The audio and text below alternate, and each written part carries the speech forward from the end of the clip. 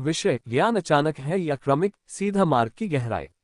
ये प्रश्न सदियों से साधकों के मन में उठता रहा है कि ज्ञान आत्मबोध अचानक घटित होता है या वह धीरे धीरे क्रमिक साधना का परिणाम है।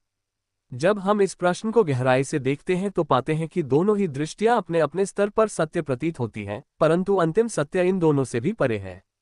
भारतीय अद्वैत परंपरा में विशेष रूप से अष्टावक्र की शिक्षा इस विषय पर अत्यंत स्पष्ट है। उनका संदेश सीधा, तीखा और बिना घुमाव के है, तुम पहले से ही मुक्त हो। उनके अनुसार ज्ञान कोई प्राप्त की जाने वाली वस्तु नहीं है, बल्कि अपनी वास्तविकता को पहचानना है। और पहचान हमेशा अभी में होती है, न कि समय की लंबी यात्रा के बाद। एक क्रमिक साधना की धारणा। अधिकांश आध्यात्मिक मार्ग ये कहते हैं कि मन को शुद्ध करना होगा, वासनाओं को त्यागना होगा, ध्यान का अभ्यास करना होगा, तब जाकर धीरे धीरे ज्ञान प्रकट होगा। ये दृष्टि मानव मन की तैयारी पर आधारित है। मन वर्षों से संचित संस्कारों, इच्छाओं और भय से भरा हुआ है। ऐसे में अचानक सत्य को स्वीकार करना उसके लिए कठिन प्रतीत होता है। क्रमिक साधना का मार्ग कहता है, पहले चित्त शुद्धि, फिर एकाग्रता, फिर ध्यान, फिर समाधि और अंत में आत्मज्ञान। यह एक सीढ़ी की तरह है जिसमें हर पायदान आवश्यक माना जाता है। 2. अचानक ज्ञान की दृष्टि। दूसरी ओर सीधा मार्ग कहता है कि आत्मा तो सदैव प्रकाशित है। अज्ञान केवल एक भ्रांति है। जैसे ही यह भ्रांति हटती है, ज्ञान प्रकट हो जाता है। इसमें समय का कोई स्थान नहीं है। यह एक क्षण की स्पष्टता है।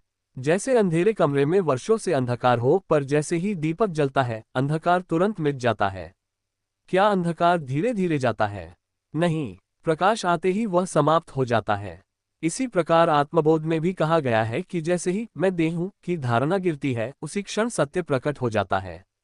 3. दोनों का समन्वय। अब प्रश्न उठता है, यदि ज्ञान अचानक है तो साधना क्यों? यहाँ एक सूक्ष्म समझ आवश्यक है। ज्ञान का प्रकट होना अचानक है, परंतु उस अचानक को स्वीकार करने की परिपक्वता क्रमिक हो सकती है। साधना मन को तैयार करती है, लेकिन ज्ञान स्वयं किसी प्रयास का फल नहीं है। साधना खेत को तैयार करती है। बीज का अंकुर फूटना एक क्षण में होता है। वह क्षण अचानक है, पर खेत की तैयारी में समय लगा। 4. सीधा मार्ग क्या है? सीधा मार्ग का अर्थ है अभी, इसी क्षण स्वयं को साक्षी रूप में पहचानना। इसमें मन को बदलने का प्रयास नहीं है, केवल ये देखना है कि मैं मन नहीं हूं। जब साधक ये देख लेता है कि विचार आते जाते हैं, शरीर बदलता है, भावनाएं उठती गिरती हैं, पर मैं इन सबका देखने वाला हूं, तब वह साक्षी में विश्राम करता है। यही सीधा मार्ग है। इस मार्ग में जटिल अभ्यास नहीं, बल्कि स्पष्ट दृष्टि है। ये बुद्धि को उलझाता नहीं, बल्कि सीधे केंद्र पर प्रहार करता है। 5. मन की चुनौती। मन को क्रमिक यात्रा पसंद है क्योंकि उसमें मैं कुछ कर रहा हूं का भाव बना रहता है। अहंकार को साधना भी प्रिय है क्योंकि वह कह सकता है, मैं प्रगति कर रहा हूं।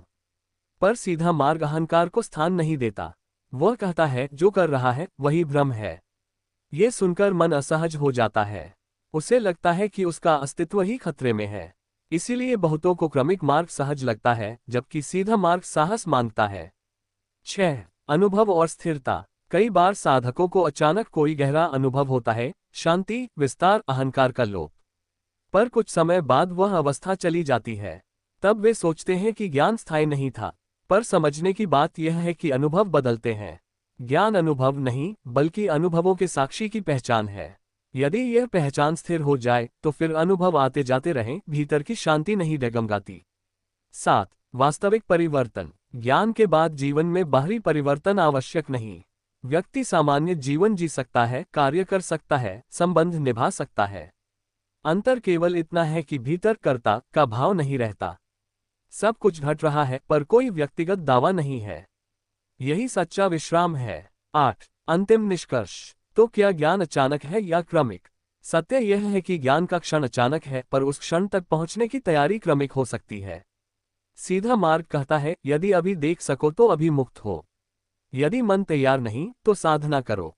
पर अंततः सत्य समय से परे है। ज्ञान कोई भविष्य की उपलब्धि नहीं, बल्कि वर्तमान की पहचान है। ये यात्रा का अंत नहीं, बल्कि यह जानना है कि कोई यात्रा थी ही नहीं। जब ये स्पष्ट हो जाता है कि मैं शुद्ध चैतन्य हूं, न देह न मन, तब प्रश्न समाप्त हो जाते हैं। तब न अचानक की चिंता रहती है, न क्रमिक की। केवल मौन शांति शेष रहती है।